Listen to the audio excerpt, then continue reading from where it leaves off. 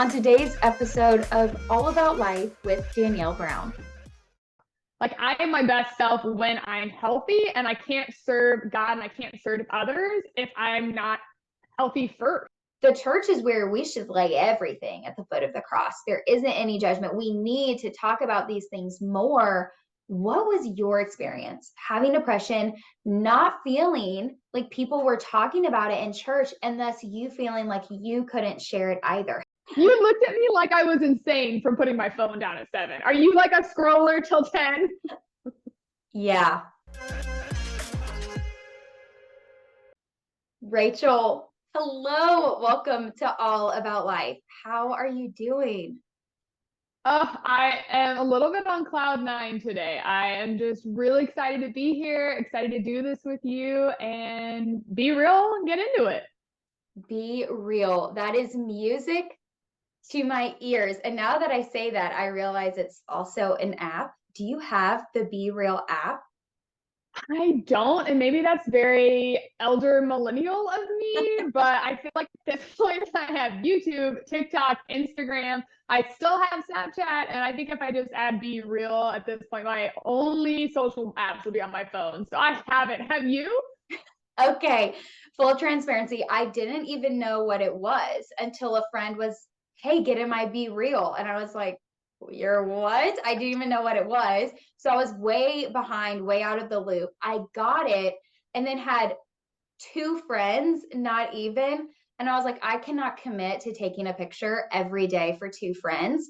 So I deleted it as quickly as I got it. And again, I think that ages me, even though a lot of my friends have it and stuff, but I definitely felt not cool and out of the loop on the Be Real situation. But luckily, that's not why we're here today, because you actually do have quite the following from your blog and your Instagram page. Start with prayer. I actually found you literally just from following you on Instagram and loving what you posted. And that spoke to me. So thank you for saying yes to coming on an episode. And like you said, being real, getting it real. So, Rachael, take us back. How did Start with Prayer begin? Yeah, so I was a journalism major at Baylor, loved to write, but in my full-time job, I don't really get to do a lot of creative work. So I really felt like I needed some sort of creative hobby. And I actually started on Instagram as sales and suitcases. Like many travel bloggers to be, I thought that was going to be the key. And then COVID hit. And I was like, okay, maybe not. And so then I'll remember it like it was yesterday. I walked into Starbucks and just felt overwhelming. God be like, why don't you talk about me? And I remember thinking, God, no one will listen to me if I only share about prayer. Like, no one will understand it. What am I supposed to do? Just get on TikTok and pray? And I literally was sitting at Starbucks and he said, sure, try that. Sure, why not? And so I typed into TikTok, start with prayer, and filmed a prayer where, dear girl across the phone, if you need to hear this, hope it's for you. And I just prayed like every day. And I just kind of spiraled from there. And it's been crazy to see God move in many different ways through it. It has certainly moved because I know it's moved in my own life. When we spoke before the call, I told you, you post every day. Have you spent time with God today? Yes or no? And I really want to dig into the accountability because I think that's such a huge part of your walk with Jesus. But we'll get to that, right? I told you, you post that, and it does hold me accountable because a lot of times I see that like first thing in the morning as I'm scrolling through, and you catch me by surprise. I'm like, oh, wait, I haven't spent time with the Lord yet. So I will literally stop what I'm doing, go do my devotional, which it should not be what's, triggering my time with the Lord. But at least time with Jesus is getting in, and I'll come back and then click yes because I don't want to tell you no and I don't want to let you down. You told me I'm not the only one, right? Like other people No. do that too. Yeah, so I can actually see, I do. I post it every single day, and it's very simple. It's have you spent time with God today? And it's not have you read the Bible today? It's not have you worshiped today? Just have you spent time with Him in the way that you're able to do it consistently? And yes, I will post it very first story, again, to kind of catch you off guard, so to speak. And no one really comments on it until about halfway 3/4 the way through the day, and then all of a sudden it's like 70% said yes, 30% said no. So I definitely know people see it, spend time with Jesus, and come back to it. And that's dedication that I am here for. Like, to come back and then do it, that is a very type A dedication that I am here for. And that is me to a T. But you started start with prayer. Wow, tongue twister there. Back in 2021, and you have seen a lot of success. And I don't want to say just in your followers, but women like myself spending time with Jesus because you know, stepped out in faith, started a platform, started posting prayers on TikTok. What has been the response to you doing this? How has this journey been for you? It's been crazy. I am still every day getting DMs, messages, all these different ways of people saying, "Oh my gosh, Rachel, I just want to let you know I got baptized today. I opened my Bible today. I bought a Bible today. I invited someone to church today." The way that God is moving through me to get to the women across the world is just something only God could do. Like, I am truly just the messenger, and God is on the move through me. And I love to see the way that He's evolving in Christian women, like literally throughout the world, because I have people in different countries that in different time zones that constantly message me at 3 a.m. telling me happy things, my time anyway. That is so fun. I think one of the things that attracted me the most to your page was you're so happy. You're so joyful. And you post a lot. You're posting, hey, have you done your devotional today? You're posting workouts and your health and fitness journey. But I know that you haven't always been so joyful or so filled with joy. We talked about your struggle with depression dating all the way back to your college years. And I know you've said, hey, I'm starting to change this language you're posting now of I'm joyful, but it's taken a lot to be here. And now you're talking about what fuels your joy. Can we talk about this life change and this transition you've had from, hey, I was sitting in depression to now people comment about how joyful I am? Yeah, and I so wish I could tell that college girl who was just sitting crying on the floor, like, if you only could just hold out, you would see what God can do for you in just 4 to 5 years, what He can do in your life. But yeah, I just think it's this narrative shift. In the church, a lot of times we don't talk about it as openly as I feel like we could. And I feel like it's this overcoming narrative that I have of, here's where I was. I'm not minimizing that, but I'm showing you what you can be. But it's going to take work. It's going to take a lifestyle shift. It's going to take accountability. It's going to take changing your habits, changing your routine, and really putting God first to really make that lifestyle change. It can't be something you just wake up one day and feel Him and everything is better. Like, it took serious work and time to get me to where I am today. And that's what I'm trying to show more and more of, is that process and progress that it took to get here. And I love that people follow me for my joy, because I really do love my life. Like, I love the Lord, and I am this bubbly when I wake up in the morning till when I go to sleep. I had a roommate when we lived together. She actually had a rule. She couldn't talk to me in the morning until she had 2 cups of coffee, because I wake up and I am like this. I want to tell her about my dreams, tell her about my goals, my life. She was like, our rule, you're right, 2 cups of coffee and then we'll talk. My rule. So do you drink coffee? Do you even need the caffeine? No, I don't like coffee. I really don't drink caffeine. My only thing is I drink water, protein shakes, and I do really like tea, but that's about it. I don't really drink caffeine. This is pretty much pure joy of Jesus. Wow, I need to spend more time with you and feed off of this because I mean, I am happy. I am filled with joy from the Lord, but caffeine is still needed, which is okay. You know, I don't think there's anything unbiblical about a nice 1 or 2 cups in the No, I morning, don't or think for so. me, a little afternoon pick me up, that iced coffee. I can't lie, it's necessary. But um, let's go back to, you said, hey, it took a lot of work to get me to where I am today. I had to put in actual steps, daily changes to pull me out of that depression and to really be this joyful person you see today. It wasn't an overnight thing. What were those actual steps, those daily changes that you made that have made such an impact in your life? Yeah, and I feel like that honestly goes into start with prayer. What I'm doing now is teaching people these steps because no one taught me it. No one said, hey, here's what I would do if I was you to help make these new habits and routines. So I'm trying to help people through that. But I think it's just looking at your day and spending time with God first and spending time with God last and helping everything else in between kind of work in routine in between. So what I mean by that is making sure you have a really solid morning routine and a really solid night routine that you protect at all costs because you have no idea what's going to happen during your day. Work, boss, husband, kids, so much can go awry. But if you protect your morning with Jesus and that workouts, and if you protect that night routine of journaling, no phone situation, the rest kind of become peaceful and joyful in between because you're so protective of the start and the finish. And that to me is the habit and routine that if I could teach everyone, it would be protect morning and night at all costs. I love that. I have like always strived to have a good, solid morning and night routine. And some days I'm really good at it.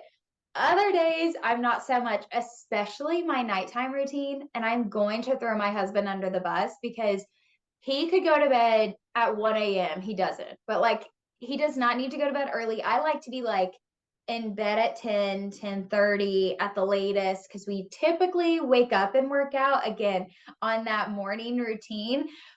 But like you mentioned, you never know what happens during the day, work, husband, kids. I don't have kids, but kids. And I really like that you do speak to the everyday. I mean, we're just normal women. We both have our day to day job. I work in sales, not the typical, I'm not on the podcast or working on that all the time. But even in your Instagram bio, you're like, your thing is working for the busy woman, the woman who has other obligations. And sometimes it is hard to set aside time for yourself. What are some of the benefits you've seen in your own life from setting aside that time, from putting in those habits that you can share with all of our friends listening to encourage them to do the same? Yeah. To me, the biggest differences have been the peace that I feel throughout the day.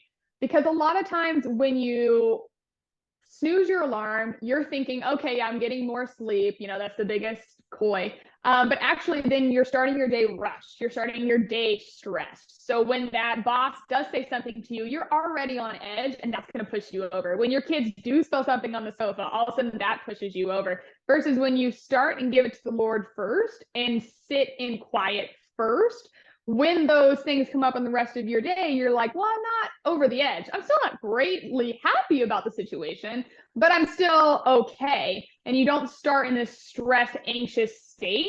And to me, that's why also working out is so essential. And I treat working out as a form of worship because I truly mentally am my best self after I've done my daily walk. Like I am my best self when I'm healthy, and I can't serve God and I can't serve others if I'm not healthy first. Like I can't fill your cup if my cup is empty. So true. I'm pretty passionate about trying to live healthy. I enjoy working out. My husband and I go to the gym together. When did that become a passion for you? And when did you feel like it was something you should share on your platform, especially a platform that's about talking about Jesus, having a relationship with him, starting your day with prayer and spending time with him? For you, how does working out, being healthy kind of fit into your daily routine? Why do you feel the need to share that part of your walk? Yeah, and I think it also goes back to kind of mental health. There's this disconnect. There's this disconnect between faith and fitness that I'm trying really hard to kind of connect the two because they are really well connected. When I was in my most depressed state, I was 60 pounds heavier. And I actually started walking every day, thank you to my now husband, because he was like, just do something every day to get in the habit of moving your body. Just anything. Walk 30 minutes a day. Everyone can do it. Just move your body. And I then added that to listening to worship music. And then I felt like I added it to doing prayer walks. And it was this combination of having peace and joy with Jesus and having this healthy peace and joy in my physical life, spiritual life meet up and really mesh well. To me, being in good health doesn't necessarily mean the same as like being the bodybuilder, being in this incredible racking weight situation, but like what is your best, healthiest self? because your body is a temple and you are called to be the hands and feet of the Lord. And if you are not your healthiest self, how can you serve your community? How can you serve your husband? How can you do what God has called you to do if you are not in your healthiest state, both mentally and physically? So I think it was this personal experience of truly walking in the beginning because I felt like I had to. I was like, this is what I need to do. I don't want to do it, but it was that, well, we're going to go on that mental health clock and we're going to do it until it starts to be something we enjoy. And now 3 years later, I don't miss my walks for the life of me. Like there are so many things I will give up in my day, but walking with Jesus is not one of them. I do love a good walk. Again, I'm going to blame, or not blame, but throw my husband under the bus because I'm always like, hey, can we go on a walk? Do you want to go on a walk? And he's like, no. It's like, why do I want to walk? He normally will go with me, and it is a sweet time. And I think it is good for yourself to go listen to a podcast, listen to music, get your steps in. I also love doing it with my husband. I think that's good time to just spend together, hand in hand, side by side, talking about life. In another episode, we talked about working through disagreements and doing that during walks. So I love that you brought that up. Ooh. Or just talking to friends. Like I spend a lot of times I'll go on walks when I haven't spoken to, say, a long distance friend in a while, and I'll use that time to call them and get them on the phone.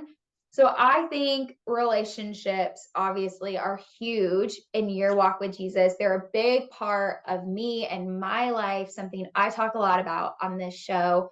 What has been big in your life that's affected your relationship with Jesus that you talk about on Start with Prayer?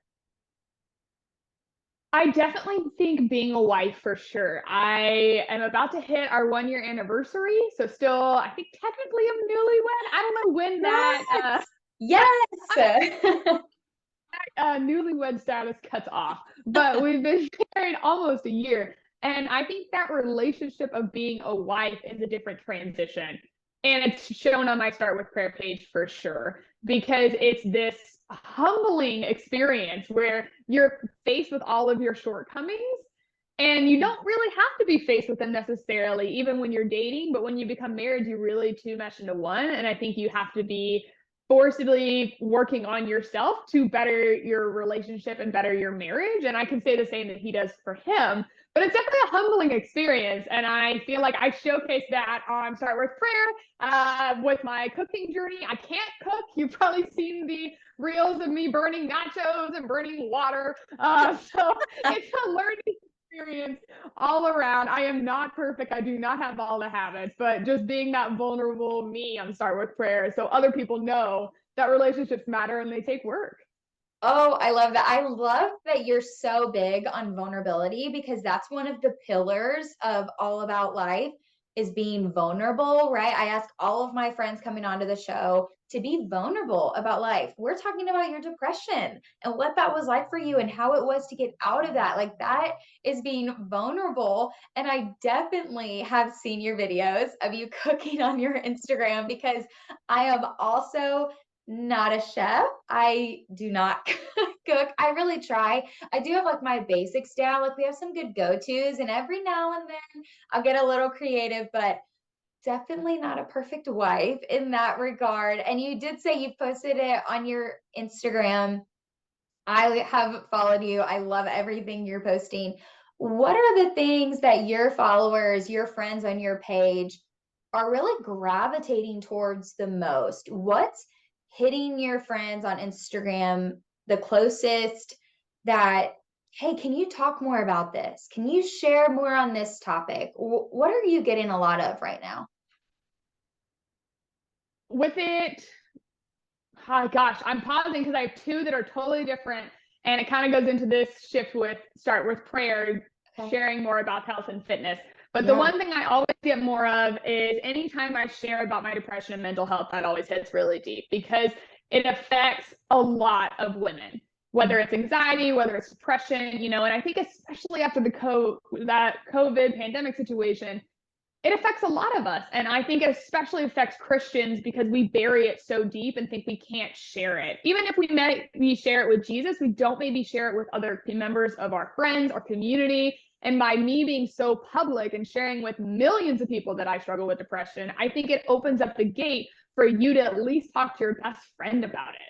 Like, if I'm willing to come on here and share my story with millions of strangers across the internet and deal with trolls and people in my DMs and all these other crazy things, I would encourage you to talk to your best friend about it. And I do get those DMs like, I really needed this and I needed the courage to be able to share this. So thank you so much for that vulnerability. And on the flip side of that, I'm getting a lot of requests for my fitness routines. And I am definitely not a fitness guru by any means, but I'm getting a lot of women that say, hey, you've really helped me prioritize my faith. Can you really help me prioritize my fitness as well? Because I've seen how important it is to you, and I've seen the impact it's made on your life just from following you for almost 2 years. Can you help me now with that accountability? So it kind of goes in both hands. It's that vulnerability and accountability that kind of continuously bring people to my page and keep them there. So what do you tell those friends who are messaging you, hey, you've taught me how to be accountable and, prioritize my relationship with Jesus. How can I do the same with my health and my fitness? What do you share with them? Do you have like an outline of, hey, this is my day. This is, I'm not an expert, but this is what I do and what's worked for me. What do you provide your friends in that regard? Oh my gosh, I'm so excited. I promise this was not a plug for anyone listening to this. It's just kind of like naturally flowed. My husband and I actually, he is a coach. So he actually studies fitness and all that things. So him and I worked together and created a 30-day faith and fitness program. So it's actually a 30-day whole month devotional every day plus a workout. You're either going to work out or you're going to walk. It's very easy, very self-explanatory, 30-minute at-home workouts. It's for the busy woman. It's for someone you can do 30 minutes a day. Like I know you can. The devotionals are like 5 to 7 minutes. So total it's 37 minutes a day, which let's be real, we all watch on Netflix consistently. And so that is what that's what I send them, and if that's not, a little too intense for them, it's built for beginners. But then I also share on my page walking tips, and I share a workout playlist, and I share my AM and my PM routines. But really that 30-day faith and fitness program is what's going to give you the habit and consistency to continue on later on. Like it's going to get you that push to keep going. And a lot of times we feel this overwhelming, like, I don't know where to begin. I'm so glad I asked that question. That actually really wasn't planned, but that's so exciting. So where can all of our friends listening get your program? How can they find it? Where do they find you?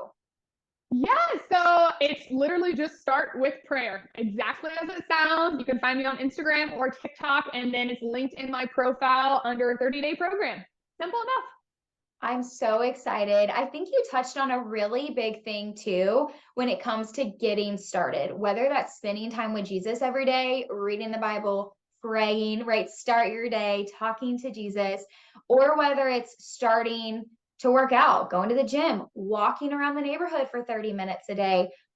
A big thing you hit on, and a big thing I totally agree, accountability. Find a friend to talk to, find someone to do it with you. I love going to the gym with my husband or with my friends. Sometimes it's a lot more fun when you're going with other people. So I completely agree. Accountability, something I really want to go back to and dig more in, because a lot of people are talking and asking you about it, and you just brought it up, is depression. And a big thing you said is we do not talk about it enough in church. And I will have a whole episode about why I started this podcast, is because there wasn't enough realness or authenticity about life in the church. I've said this once, I will say it again. I was in my small group and someone's like joking, like, do you remember unspoken prayer request? And everyone's like, oh my gosh, yeah. Like, we are in church, we are with our brothers and sisters in Christ, and we're hiding what's really going on, like the hard stuff. Like, what's unspoken when it's like embarrassing or taboo to say, not all the time, but like that's definitely the vibe I got growing up in church. And the church is where we should lay everything at the foot of the cross. There isn't any judgment. We need to talk about these things more. What was your experience having depression, not feeling like people were talking about it in church, and thus you feeling like you couldn't share it either? How did that hurt you even more while you were struggling with your depression? Yeah. And I want to say, I think it's a lot of times this mental roadblock that we had. Like I am looking back, did have several people in my life that if I had opened up to in the church, I do fully believe would have been there for me, would have encouraged me. But it's this almost suppressive feel that we as Christian women have that like you're not supposed to deal with depression. Like it makes me weak to deal with depression. You're supposed to be able to pray through it. You're supposed to be able to whatever the supposed it is. It's this almost failure to admit that you have it.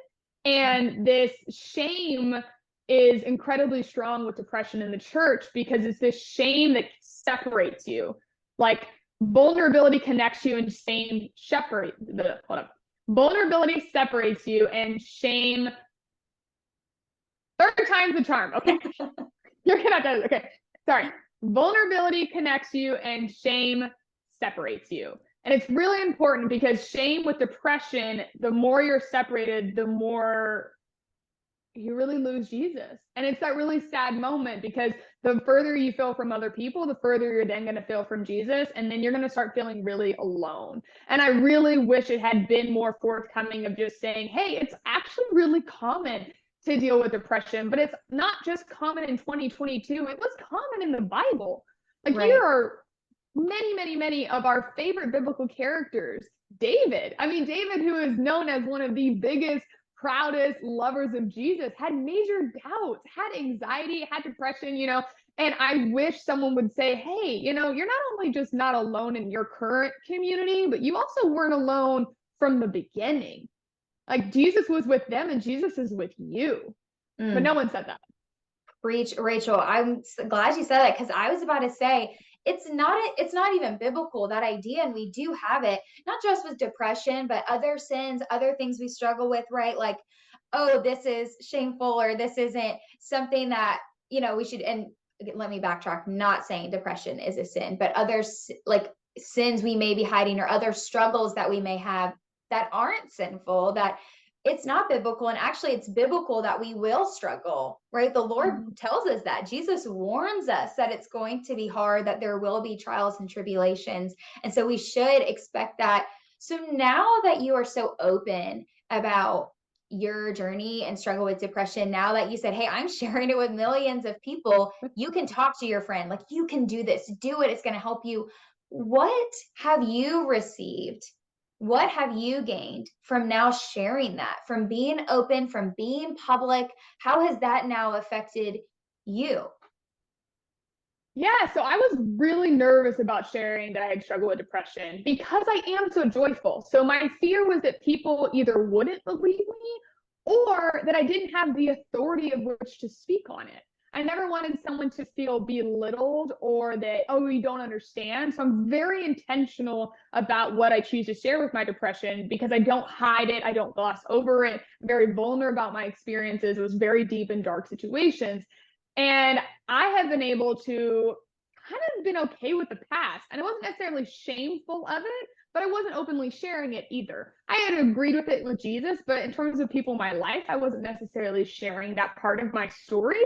And as I share it, what's the gift to me from Jesus is seeing him weave my story into other people's and bring life into other people's stories like he brought life into mine. Because I am seeing him move through me in ways I never would have been able to do had they not known my story of struggle with depression. I love that. I love that because that can be true in anyone's life. Hey, I struggled with X, Y, and Z, but I have found community from opening up, from telling someone I'm not the only one that has been through this. And then once you're able to heal, recover, acknowledge, accept your story, the Lord is able to use. You're living proof. The Lord has worked through me, has used my life to touch other people, to help other women. It can be used for good. I'm so thankful for this conversation because it has been so encouraging to me. Your joy is contagious. But let's hit on maybe like two more things, because this is what you're all about, is your daily habits. So give me two or three, like your top recommendations of daily habits, and then why you recommend them. what are our friends listening and join our conversation? What are they going to get from implementing these daily habits that you share? So we're going to do night routine first, and I'll just pick one because this to me is the hardest to break, and it is the most common across all the besties, and it would be the number one habit that has changed all their lives. Okay, you got to put your phone down. I actually put my phone down at 7 p.m. I do, and I put it at 7, and I do not touch it again. I know, crazy. It's so countercultural, right? It is crazy, but I do. And what's crazy is my friends know this. My work knows this. At 7 p.m., you're not going to talk to me. And if you text me, I will text you the next morning. But it goes down at 7. I do. It goes down at 7 and I don't touch it. And that's really hard because you get in this scrolling on TikTok and Instagram, and all of a sudden now it's 3 a.m. and you wake up and you're exhausted the next morning and you're starting your next day from a deficit. But let's back it up. So you put your phone down at 7 and then you do something else. I'm not saying you can't watch TV. I'm not saying you can't journal, you can't read, spend time with your loved ones, spend time with your roommate, but your phone can't be it. And what you're going to learn is you sleep better, you sleep longer, and then instead of starting your day in a deficit, you're going to start your day in abundance. You're going to feel refreshed, excited, and instead of feeling stressed and anxious, you're going to feel fulfilled right off the start of the bat. So no matter what the day throws at you, like you're setting yourself up for success. Instead of taking away from tomorrow, you're giving to tomorrow. Maybe the number one habit. I cannot tell anyone enough. That and get yourself a real alarm clock. I'm OG there.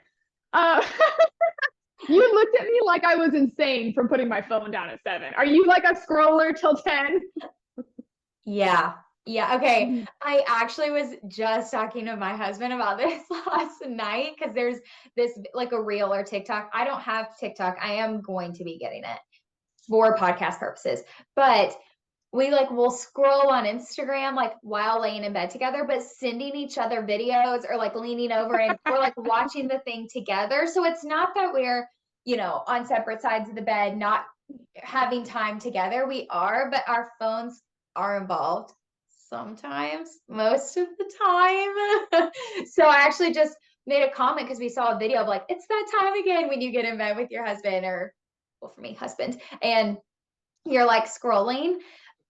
But yeah, but 7, I'm all about the phone going down earlier. I am not proud that I'm on my phone in my bed next to my husband. I am ashamed to admit that to all of you, but we're being real here, so I'm not gonna lie. But 7 is early. Like I have friends still texting me at 7. So seven's early. I've heard 8 or 9, like not after 9 o'clock or 30 minutes to an hour before bed. But 7 depends on what time. Depends what time you go to bed. Like I go to bed at 8:30. So to me, it's like an hour and a half before bed. So it depends on what time. But yeah, I would say like at least an hour. I wake up at 5:36. So to me, 36 to be exact. Did you say 5:36? Yeah. On the dot. Why? Okay, pause everything. Why 5:36? So I wake up at 5:36 and there's a mental game to it. I want to start working up to where I wake up at 5, but like there's a mental game to it. So okay. 5:36, because when it goes off, I like just the idea of being somewhere between 5 and 6. So 5:36 sounds good. And then like it allows me not to sleep in because in my head, like I've already missed 5:30. So I'm 6 minutes late when I wake up. So like there's no ability to snooze or go to sleep. Like I got to get up and get going. Wow. It's a lot. This is what goes through my brain. I love habits. I truly love habits and love routines. And I'm always looking for ways to make my life easier through habits and routines. So I give you a night and I'll give you a morning. I'm impressed. Color me impressed. I'm not looking to impress. I am not looking to impress you. I'm only looking to help you. I don't care if you're impressed by me or not. Like I will cook you dinner and then you will not be impressed with me anymore. We all have our strengths and weaknesses, and habits is surely your strength. And I'm sure your cooking is not that bad, but we don't have to share recipes here.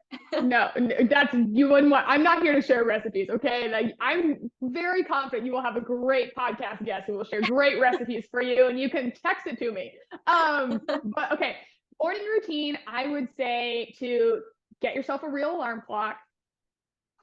And do not get on your phone for at least 30 minutes. Like, give your brain the ability to wake up. Because what you're doing when you check your phone right away is you're doing one of two things. One, you're getting on work related situations. You're checking your email, you're checking your calendar. So instead of your body having the ability to naturally wake up like it's supposed to do after a restful night's sleep, you are going straight from 0 to 100, causing the stress and anxiety to build up and not allowing your body to naturally wake up like it's supposed to. Or you're going to scroll on Instagram or TikTok when you get up, which I get it. I was guilty of too. But by starting it that way, you're starting in a comparison game. You're starting in someone else's life. Like, you're not really helping your own, let alone helping your relationship with Jesus. Like, you're focusing on someone else's life, not even just taking into account all that the phone does to you in terms of blue light and all that. Won't get into any of that. But if you would start by just getting a real alarm clock and then not being on your phone for 30 minutes, I don't even care really what you do for 30. Spend time with Jesus, worship music, do your skincare routine, drink water, go for a walk. Just do 30 minutes without your phone. And then when you get on your phone, you'll realize, like, okay, I'm now awake. Now I can answer those emails. Now I can get into what I need to do for the day instead of jumping right in that you were never created to do in the first place. And when you add no phone at night plus that 30 minutes, like, I promise the rest of your day in between will look drastically different. I will say, again, I'm impressed, and I know you're not looking for that. I am good about the no phone in the morning because I do want to wake up. We typically see, now I'm telling on myself because I already said I don't go to bed till like 10 or 10:30, and we do wake up at 5:30 to work out in the morning too. So maybe that's why I need caffeine, because I'm not getting enough sleep at night. But that's another podcast episode for I'm another not telling day. you. But I do try the no phone in the morning, the no phone in the evening. I'm going to have to strive to be like you because your girl struggles in that area. But I do want to give kudos because you have a platform on social media, and for you to make those cuts does speak a lot. And you're saying, hey, it's doable. I am married. I have a job. My husband, you said he's a coach. He's a football coach. That schedule is crazy. Let me hype you up there for a second because that's hard. I have a lot of friends who are coaches' wives. I do not envy you at all. That is a hard schedule. But for you to be able to do all of that, even with your bad cooking, which I bet it's not bad, but making it work, having a social media platform and cutting that time out, that is encouraging that, hey, maybe I can do it. Maybe our friends listening can do it. Your followers on Instagram, they can do it. It is definitely going to have to take some dedication though. And accountability, like we talked about. Yes, it's accountability and it's consistency. So the way habits work is you have a cue, which is a time or place. You have your routine and you have a reward. So the cue is a time or a place. So that's why it's really important to pick what time you're going to put your phone down. Like, pick a time. And then that way your body knows, okay, you don't have to do 7, we can do 9, 9:30. Oh, thank you. Sorry. But like, so you and your husband both know, okay, when it is 9:30, that phone goes down, and then replace it with something else in your routine. So like, when it goes down, then you both pick up a book instead, or you both talk about your day, or you journal, or you watch TV, like, change the routine. And then the reward, will you be waking up feeling better in the morning? But like, you have to hit that cue for quite a few times for that cycle to change, but it's really not that hard. Like, I would say, even encourage and challenge that, like, it's not a maybe you can do it. It's an absolutely you can do it. Like, it's not hard, but it takes consistency and it takes accountability. But everything I teach is doable because I do work a full-time job and a full-time creator and a full-time wife, and I work out and I am active in my faith. It's totally doable, but you have to want it. You have to do the work. You have to want it and you have to do the work. Let me ask you, does your husband abide by the same rules that you set for yourself? Is his phone going down at 7 o'clock like yours is, or what does that look like for you guys? No, so a lot of our habits are the same. So a lot of our habits in terms of, we walk every day, we don't put our phone, right in the morning, those are the same. But I had to look at our schedules and realize, he has to want as much as I do, and that's not always the same. It's just not. It's just that's part of marriage. And also, True. it's slightly different for me as well. One of the reasons I put my phone down is because as a content creator, I don't consume content like a normal human. Like Mm. when I'm looking on Instagram, I'm looking, that's an incredible transition, or like what a great caption, or like what a thought-provoking question. And so then my mind goes into work and I go into hyperdrive. Versus for him, he's pretty much can just look at corgi videos and then fall asleep. I'm like thinking, okay, well, how could I use that sound, that track, that hashtag? So he does not keep that habit for me. But I will say on the flip side of that, he's a much healthier eater than me. So I think there's balance. But I do think you looking at your life as a woman, what habits do you want out of your life? And having your accountability as your partner is really important, but also accepting, like, if you want it, it's got to be something you're willing to put in the work for, regardless of whether your spouse takes up that exact habit. Like, I wouldn't change my habit of 7 p.m. putting my phone down for the life of me, regardless of whether my husband puts his down or not. I love that you're so adamant about the 7. I'm sorry, my face. I have no poker face.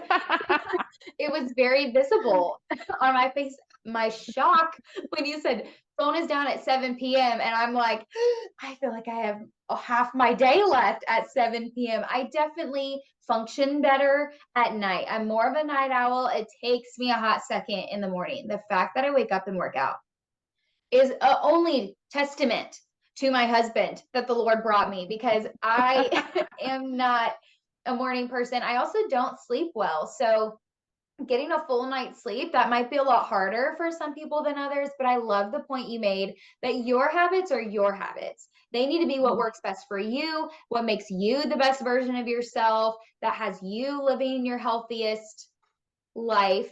So I did love that point.